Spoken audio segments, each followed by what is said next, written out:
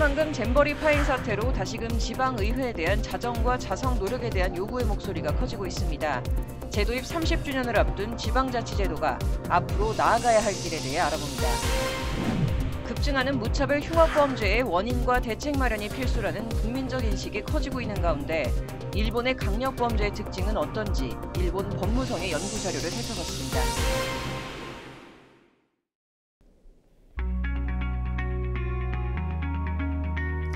시청자 여러분 안녕하십니까? 로포커스 시작하겠습니다. 겸직, 불성실, 외유성 출장 모두 지방의회에 따라다니는 꼬리표입니다. 그래서일까요? 지방분권 시대 추세에 맞게 국민의 관심도 높아져야 하는데 여전히 부정적 인식만 강합니다. 중앙정부에선 조례 위반 등과 관련한 강의까지 열었는데요. 선순환하는 지방자치 구현을 위해 필요한 건 무엇일까요? 석대성 기자가 취재했습니다. 남녀노소 강의에 집중하고 있습니다. 이들은 법제처가 최초로 실시한 법제 연수를 듣기 위해 전국 각지에서 온 기초의원, 전문가에게 조례 심의와 위반 요령을 배우려고 모였습니다. 살기 좋은 지방시대 실현은 시대적 과제라고 생각합니다. 그 과정에서 중추적 역할을 하고 계시는 지방의원님들을 의정활동에 조금이나 도움이 되기 위해서 이번 자리를 마련했습니다. 학구열 만큼 강의 내용도 파격적이고 직설적입니다. 기초의 경우에는 이거 없애야 된다. 자기 말씀부터 시작해보자. 중앙의 언론, 중앙의 관료들, 중앙의 정치인들이 지방자치를 국정 운영을 위한 격가지다라고 생각하면 안 된다 이거예요. 지금 법제처에서 이런 자리를 마련하는 것 자체도 제가 생각하기에는 여러분들의 위상이 예전과 다르기 때문에 초선 의원들은 들어오면 사실은 의원 활동에 대해서 모르는 게 굉장히 많잖아요. 그래서 이만한 교육 과정이 있으면 저희 초선 의원들은 열심히 가서 배우고요. 조례와 관계된 법제처에서 하는 교육이기 때문에 굉장히 기대를 가지고. 이렇게 열심인 지방의원만 있는 건 아닙니다. 2006년까진 무보수 명예직이던 지방의원. 지금은 기초의원의 경우 연간 4,500만 원, 광역의원은 6,500만 원 안팎의 수당과 의정활동비를 지급받고 있습니다. 지방의원에 대한 인식이 여전히 부정적인 이유는 받는 만큼 일을 안 하는 것처럼 보여서가 가장 큽니다. 최근 국가적 대망신이란 평가 속에 끝난 세계 스카우트 잼버리. 국민을 더 황당케 한 건 지방의회의 외유성 출장이었습니다. 속을 앓는 주민과 사태 수습은 뒷전. 전북 부안군의회는 4천만 원의 군비를 써 해외 크루즈 연수를 가려다 여론의 질타가 쏟아지자 불이 나게 취소했고, 이에 앞서선 전북도의회가 독도 견학을 예정하다가 취재가 시작되자 없던 일로 했습니다. 이런 가운데 부산 중구의회는 4천만 원을 들여 덴마크와 노르웨이를, 영도구의회는 3천만 원을 써 싱가포르와 대만으로 나가 지역 시민단체 등으로부터 경멸의 시선을 샀습니다. 조례안 발의수도 천차만별. 서울 관악구의회는 850개 넘는 의안을 발의한 반면 송파구의회는 93건에 그칩니다. 종로구의회는 2,900개 넘는 의안을 처리했는데 기타 의안이 2,800개 이상이고 조례안은 60건에 불과합니다. 일 안 하는 건 광역의회도 마찬가지. 지난 민선 7기 광역시 도의회 의원 중 6%는 임기 4년 동안 단 한 건의 조례도 발의하지 않은 것으로 드러났습니다. 곳곳에선 음주운전과 성희롱, 폭행 등 사고까지 일으키는 실정. 헌법 제정 후 한 번도 바뀐 적 없는 지방자치 조항은 일명 메가더 헌법이라 불리는 일본 헌법에서 벤치마킹했던 점에서 일제 잔재란 지적도 나옵니다. 후진적이고 불신 가득한 지방정치. 쓴소리와 자성의 목소리가 나오는 이유입니다. 지방의회가 왜 존경을 받지 못할까? 그 힘은 어디에서 나오느냐? 무장된 지식, 법률 지식, 전문 지식입니다. 전문 지식과 제가 생각하기에는 청렴에서 나옵니다. 소통이죠. 소통과 신뢰를 통해서 국민들이 믿고 또 따라갈 수 있도록, 또 국민들의 말씀을 잘 듣고 이렇게 행동으로 옮기고 이런 것이 가장 중요하다고 생각합니다. 의원들은 연구하고 공부하는 모습을 보여야 되고 최대한 의정활동을 좀 성실하게 많이 해야 되는 모습을 보여야 될 것 같습니다. 앞으로 좀 공부하고 연구하는 그런 의회가 됐으면 좋겠습니다. 어느덧 제도입 30년을 앞두고 있는 지방자치제도. 풀뿌리 민주주의 발전을 다그칠 방편은 국민의 관심과 감시입니다. 법률방송 석대성입니다. 최근 급증하는 무차별 흉악범죄에 이에 대한 원인과 대책을 요구하는 목소리가 높아지고 있습니다. 이런 가운데 일찍이 무차별 범죄를 겪어온 일본에서는 지난 2013년 관련 연구가 이뤄졌는데요. 무차별 살상사범에 관한 연구라는 제목으로 일본 법무성 법무종합연구소가 범인들의 특징과 범행 동기 등을 분석했습니다. 어떤 내용인지 신예림 기자가 살펴봤습니다. 신림동과 서현역 사건 이후 전국 곳곳에서 무차별 흉기 난동이 급증하고 있습니다. 나 또한 누군가의 표적이 될 수 있다는 불안감. 연이은 무차별 범죄에 사람들은 범행 동기에 주목했습니다. 게임 중독, 정신질환, 은둔형 외톨이까지 여러 특징이 원인으로 지목됐지만 이렇다 할 답은 없었습니다. 이런 가운데 일찍이 무차별 범죄에 시달려온 일본에서는 지난 2013년 관련 연구가 이루어졌습니다. 일본 법무성 산하 법무종합연구소가 진행한 무차별 살상사범에 관한 연구입니다. 법률방송이 해당 연구를 살펴봤습니다. 조사 대상은 2000년부터 2010년까지 무차별 살상사건을 저지른 가해자 52명. 가해자는 1명을 제외한 전원이 남성이었고 나이대는 일반 살인사건에 비해 낮았습니다. 조사 대상자 중 39세 이하가 38명으로 대다수였고 특히 20세에서 39세의 청년층에 해당하는 이들이 많았습니다. 가해자들의 가족관계도 살펴봤습니다. 대상자의 절반에 해당하는 26명은 혼자 생활했고 배우자나 자녀와 함께 사는 사람은 거의 없었습니다. 혼인 이력에서도 이 같은 내용을 찾아볼 수 있습니다. 혼인한 적 없는 사람이 전체 52명 중 43명으로 82%에 달했고 혼인 경력이 있는 사람도 이혼하거나 별거하고 있는 사람이 대부분인 것으로 나타났습니다. 이성과의 교제 경험이 아예 없는 이들도 18명으로 전체의 약 35%에 해당했습니다. 이성과의 관계뿐 아니라 교우 관계도 순탄치 않았는데 범행 시 친한 친구가 있던 가해자는 단 3명이었습니다. 반대로 친구가 아예 없는 사람은 28명으로 절반이 넘었습니다. 이들이 다른 사람과의 관계 형성에 미숙했음을 추정할 수 있는 부분입니다. 즉 가해자 대다수가 사회적 고립 상태였습니다. 법률방송 신예림입니다. 네, 관련해서 자세한 얘기 스튜디오에 나와 있는 신예림 기자와 더 나눠보도록 하겠습니다. 신 기자, 이들의 직장이나 경제 활동도 좀 불안한 경우가 많았다고요? 네, 가해자 52명 중 취업 경험이 있는 사람은 모두 47명으로 많았습니다.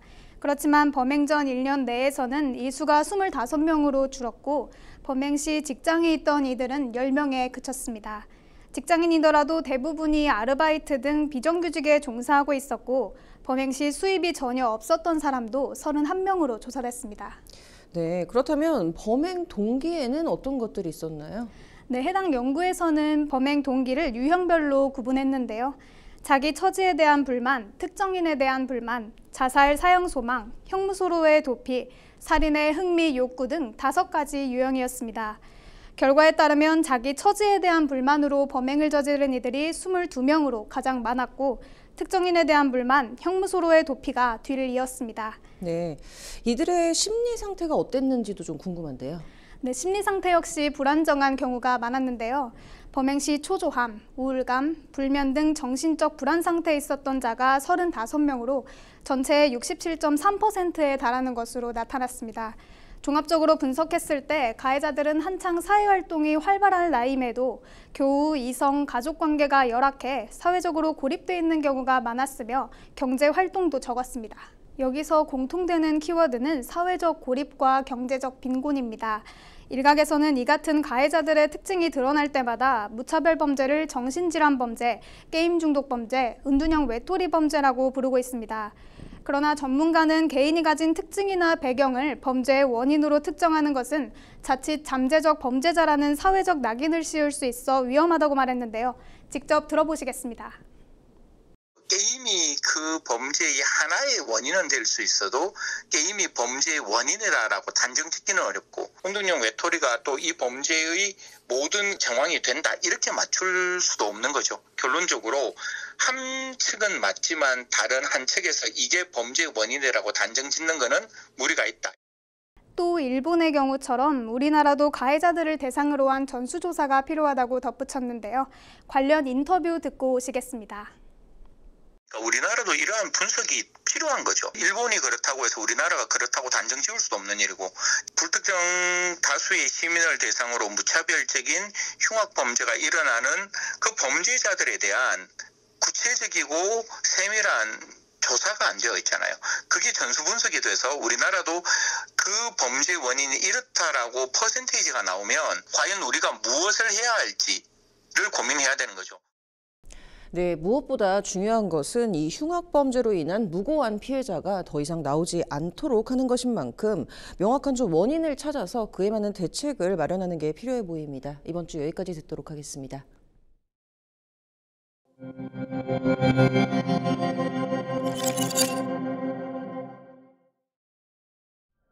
네, 부모님께서 상속해주신 돈을 받아야 하는데 은행이 돈을 주지 않을 때 어떻게 해야 할까요? 완벽한 상속 5번째 시간, 상속 예금 처리에 대해서 알아보겠습니다. 법률사무소 율쌤 허윤규 변호사님 나와 계십니다. 변호사님 안녕하십니까? 네, 안녕하세요.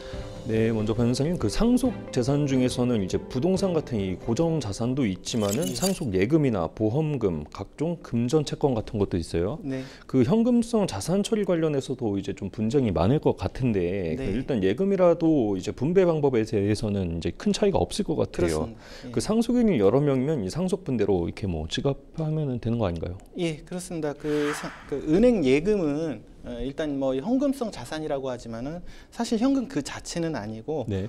망인이 이제 은행에 지급 청구할 수 있는 예금 지급 청구권, 즉 그 현금을 지급해 달라는 권리, 채권 자체가 이제 분할의 대상이고요. 네. 이러한 그 채권은 소위 이제 쪼갤 수 있는 권리라고 해서 가분 채권이라고 하고, 네. 이 가분 채권이 상속재산 분할의 대상인가부터 좀 따져봐야 합니다. 네, 그 오늘 주제인 이 상속 예금, 이 상속 재산 분할 대상이 되는 건지 좀 궁금합니다. 네, 설명이 좀 필요한데요. 네. 법원은 원칙적으로 이러한 상속 예금과 같은 가분 채권은 그 상속재산 분할의 대상이 아니라고 보고 있습니다. 상속 예금, 그러니까 이 가분 채권은 상속 네. 재산 분할 대상이 아니다. 예, 그렇습니다. 그러니까 소위 말해서 이제 쪼갤 수 있는 가분 채권은 상속 개시, 즉 그 망인이 사망한과 동시에 이른바 그 법정 상속분대로 그 비율대로 각 상속인에게 자동으로 기속된다고 보고 있습니다. 네. 그래서 그 각 상속인이 상속 예금에 대해서 본인의 법정 상속분만큼 쪼개어서 은행에 이제 지급 청구를 하게 되면 네. 은행은 그 금액을 당연히 이제 지급을 해야 하는데요. 네. 이에 대해서는 이제 약간의 예외가 있습니다. 그런 경우가 이제 바로 상속인 중에서 증여를 받은 신분이 있는 경우에 그 상속분이 조정되기 때문에 그때는 이제 상속재산 분할이 필요하다고 하는데요. 네. 좀 이제 예를 들어서 좀 설명을 드려보겠습니다. 네. 일단 망인이 뭐 다른 재산은 없고 단순하게 상속예금만 3천만 원만 남기고 돌아가셨다. 그리고 상속인으로는 뭐 갑, 을, 명, 삼형제가 있다라고 하면 네. 단순히 생각해서 법정 상속분, 즉 그 3분의 1, 1,000만 원씩 네. 지급 청구를 하면은 당연히 은행에서 이제 지급을 해야 되는데요. 네네. 지금 같은 사안에서 생전에 네. 갑에게 먼저 1,500만 원을 지급한 경우다. 라고 가정하게 되면 네. 전체 상속 재산이 아까는 3천만 원이었다면 지금은 증여까지 합쳐서 이제 4,500만 원이 되고요. 네. 그 4,500만 원을 기준으로 법정 상속분대로 분할을 받기 때문에 각자 1,500씩 가져가야 됩니다. 네네. 근데 이제 갑은 이미 1,500을 가져갔기 때문에 네. 남은 3천만 원을 을병이 1,500만 원씩 가져가게 되고요. 네. 이게 이제 소위 말해서 이제 그 법정 상속분이 이제 수정이 되는 거죠.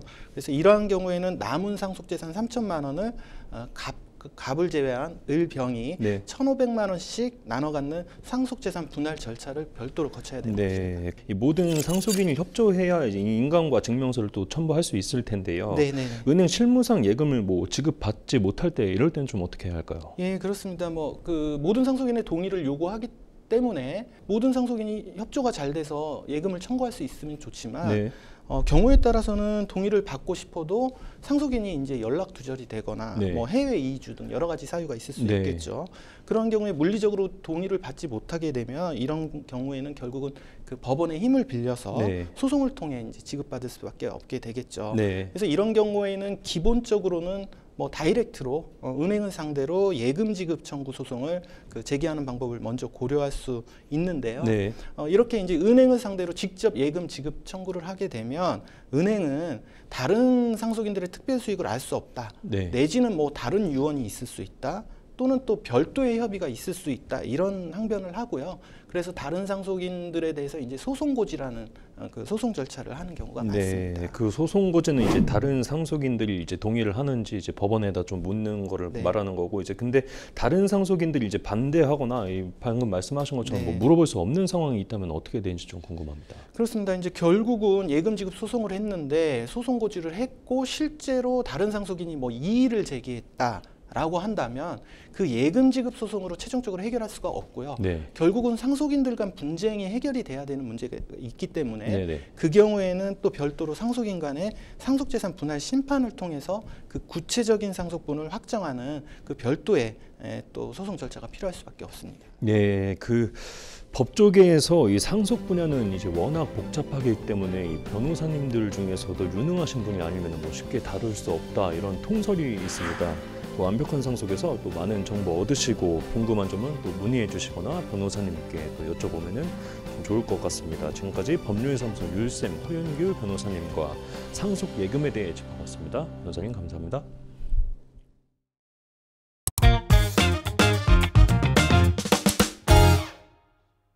전문가가 말해주는 돈 되는 법. 최근 MBC 나 혼자 산다에서 탤런트 이유진 씨의 부친인 이효정 씨가 중고거래 플랫폼을 통해서 약 300건의 거래를 한 것을 본 적이 있어서 굉장히 화제가 됐었는데요. 이분뿐만이 아니라 주변에 이런 중고거래 플랫폼을 통한 좀 거래를 해보신 분들이 굉장히 많아지고 있습니다. 혹시 이렇게 중고거래를 하면서 좀 돈을 벌게 되면 사업자 등록을 해야 되는 건가? 또 궁금해하시는 분들 계실 것 같은데요. 또 이게 세금을 내야 되는 거 아닌가라고 또 궁금해하시는 부분도 있으실 것 같습니다. 그래서 이번 주에는 사업자 등록에 대한 모든 것 한번 알아보도록 하겠습니다. 세무사님 어서 오세요. 네, 안녕하세요. 네, 오늘 좀 주제가 상당히 흥미롭습니다. 저도 중고거래 플랫폼을 통해서 물건을 몇 개 좀 팔아본 경험이 있는데요. 네. 집에서 안 쓰고 있던 노트북이 사실 있었어가지고 저도 한번 이거 판매를 했던 기억이 있습니다. 근데 굉장히 이게 편리하더라고요. 또 수입도 생각보다 쏠쏠해요. 네. 그래서 이런 중고거래가 좀 세금적으로 어떤 좀 리스크가 있는지가 좀 궁금해졌거든요. 아, 네. 저도 요즘에 이제 와이프의 부탁을 받아서 이게 중고거래 플랫폼을 통해 가지고 육아용품을 거래한 적도 있는데 뭐 저나 앵커님처럼 한두 번 거래하신 분들에 대해서는 뭐 크게 세금적으로나 이슈가 될 것 같지는 아니지만 계속 반복적으로 거래하는 경우에는 예기치 않은 세금과 부과될 수가 있고 또 세금에 더불어서 가산세라고 하는 큰 리스크가 발생할 수가 있습니다. 세법상 규정 그대로 말씀을 드리면 계속 반복성이 있다라고 한다면 사업자 등록증을 해야 된다라고 좀 규정이 되어 있습니다.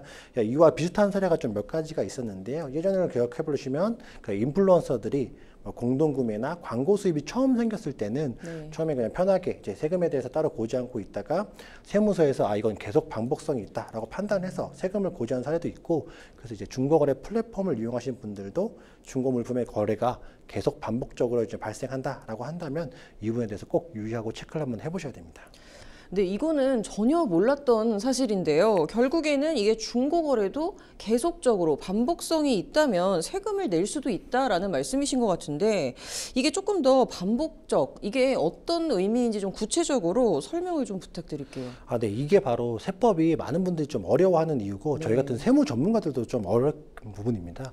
세법에서는 아까 말한 것처럼 계속 반복적이라는 게 구체적으로 몇 번 정도 했냐라는 규정이 있다라고 하면 좋을 텐데 그런 규정이 명확하게 없습니다. 저 개인적인 생각에서는 아마 국세청도 이러한 계속 반복성에 대한 법률적인 근거를 좀 태하기 위해서 이런 것들에 대한 내부적인 어떤 기준만 있다라고 한다면 충분히 더 과세가 될 수 있는 리스크가 있기 때문에 사업하신 분들은 꼭 한번 유의하고 체크를 한번 해보셔야 됩니다.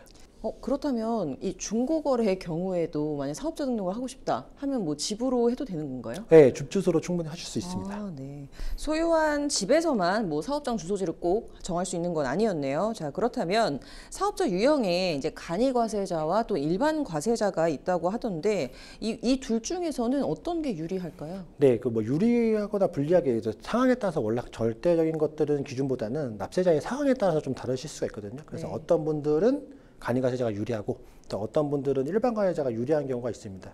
이래서 좀 세법이 좀 모호한 기준이 있는데 제가 간단하게만 예를 들어서 설명드리면 처음에 시설장치 등 사업장의 세팅, 사업자의 구비됐던 여러 가지 비용이 많이 발생하지 않는 사업자의 경우에는 일반적으로 간이가세자가 조금 더 유리하다고 말씀을 좀 드릴 수가 있겠습니다.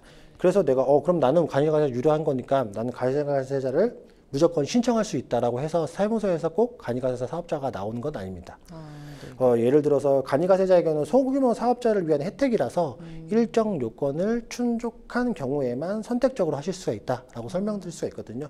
이게 뭐 업종별로 기준도 있고 다양한 기준이 있는데 특이한 점은 사업장 소재지에 따라서 토지의 기준시가 기준으로 해서 그 금액이 일정 금액 이상인 경우에는 간이가세자를 신청하실 수 없는 경우도 있기 때문에 이것도 한번 꼭 체크를 한번 해보시기 바랍니다. 이 부분은 좀 특이하긴 하네요. 그러니까 결론적으로 간이가세자로 유리한 경우는 사업장을 꾸릴 때 조금 저비용으로 하실 수 있는 분들은 간이가세자가 유리한 거고, 또 강남, 이 노른자탕 한복판에서 사업장을 하시는 분들은 간이가세자를 못할 수도 있다라는 점을 찝어주셨습니다.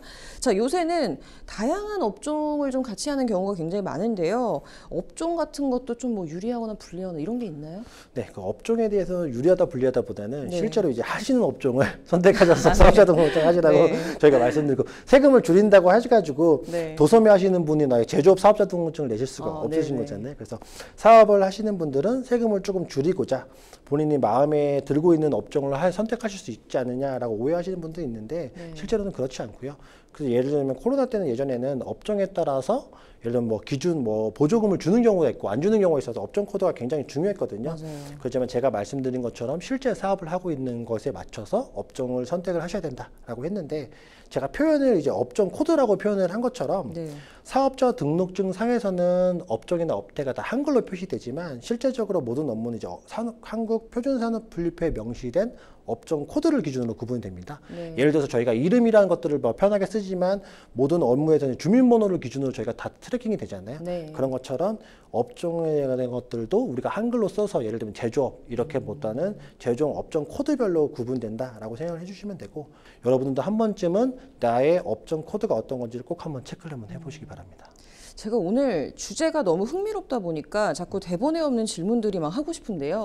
혹시 유튜버 분들도 사업자 등록을 하시나요? 예, 유튜버 분들도 이제는 업종 코드가 생겨서 사업자 등록증을 하셔야 되는 게 맞고, 옛날에는 그게 없어서 뭐 인적 영역 서비스라는 포괄적인 것들이 있었는데 요즘에 세부적으로 계속 이제 발전하는 것들에서 업종 코드가 계속 생기며 거기에 따라서 업종 코드가 또 따라서 나십니다. 네, 개인적으로 잘 모르다 보니까 사업자 등록증은 뭐 신청만 하면 바로 뚝딱 나오는 건 줄 알았는데 굉장히 유의할 점도 많았던 것 같습니다. 자, 오늘 중고거래로 시작해서 사업자 등록에 대한 모든 건 알아봤는데요. 오늘도 좋은 말씀 주셔서 감사하고요. 다음 주에도 유익한 모습으로 찾아뵙도록 하겠습니다. 감사합니다.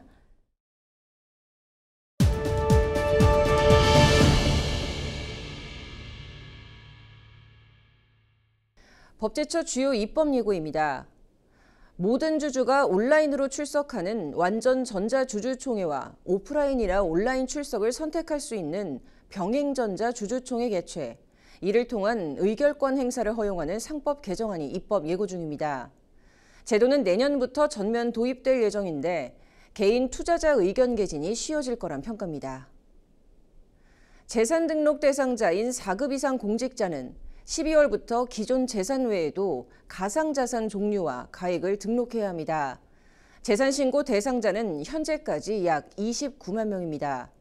다음 달 16일까지 입법 예고 예정한 공직자윤리법 시행령 개정형은 이와 함께 가상자산 보유를 제한하는 업무 범위를 구체화했는데, 가상자산 관련 입안 인허가 조세 부과와 징수 등 직무가 대상입니다.